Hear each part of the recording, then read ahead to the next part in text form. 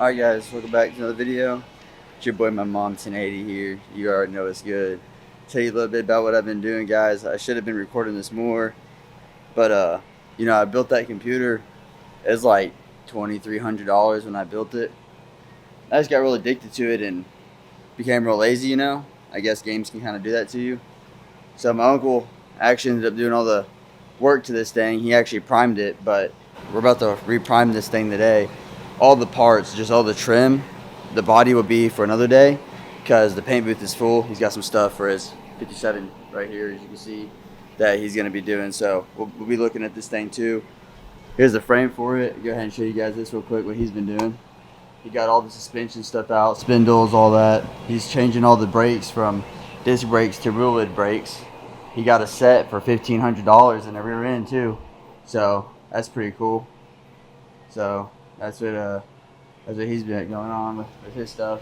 There's his 350 motor. It was already rebuilt. It's in this bag right now, so I'll leave it in there. I don't feel like taking it out.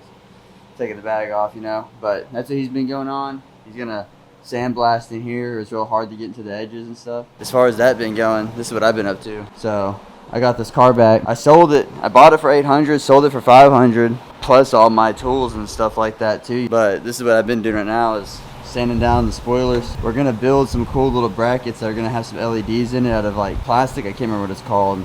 I didn't even know about the stuff today and I can't remember, but yeah, so this, the bumpers, and all the other trim is gonna get painted today. I don't want to show all of it because there's license plates right there. But yeah, you know what I mean? So all this stuff right here is gonna get sanded, all that. So that's basically what I've been doing.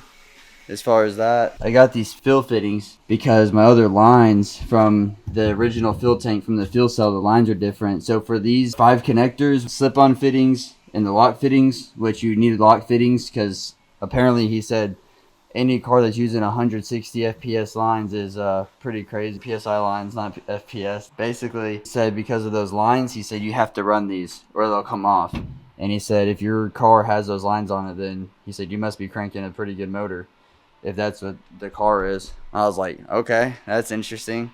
So maybe this thing is more built out than I thought it was because I couldn't imagine a V6 having 160 PSI lines. I can't imagine a V8 that only makes 250 or 230 or something like that stock. Can't imagine it needing that either. So pretty cool. We're going to figure all that out though. I got the dash pulled out of it. Already did all the body work to the roll cage. I got in here. He actually welded these up. You remember they were up here and they went down? That was a pain. So, and I guess my hands on metal just rust so bad for some reason. I can't touch anything. So I guess when I prime this, I touched the metal beforehand. So I have to sand this down again and spray it with some primer. But I'm just going to get paint in a can and spray it because you can see it's a pain to get in there. I have to get behind this and make sure I don't touch paint climbing back over it and all that. So it's pretty much a pain to do. But I did all the body work to this, primed the whole thing. Just had some rust showing through where I touched. So I'll fix that up. We had the car running, but unfortunately, for some reason, the dash out, I put the old steering wheel back in it and tried to program the key. Theft light wasn't on. I was like, okay, well, that's weird. I was like, I thought that's supposed to show up. He plugged in this little plug right here. My uncle did. And it goes to the brake ABS. So there's your ABS for your brakes. These 2 plugs made the anti-theft light turn on the dash. Well, the key wouldn't program, so I bought another key, took the transponder out the other one because it was already a programmed key, which is pretty cool.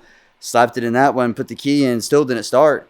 I mean, it would, it'd get power, show your gauges and all that. I was like, okay, that's weird. So we looked at it, and I'll actually show you this right quick. It's got no connector for the steering column ignition switch, which tells the car that the key's programmed or whatever, you know what I mean? So somehow we were able to program the key without this even being in there, in the car, which is pretty crazy. And so he has another dash out of another Mustang we're going to pull over here, throw up there, and then put the dash back in it because it's got all the plugs for it. It's a 4.6, so and he's just giving it to me for free, which is pretty cool. There's the home bay right there. Say what up, bro? What up? People be missing you. Oh, yeah. Yeah.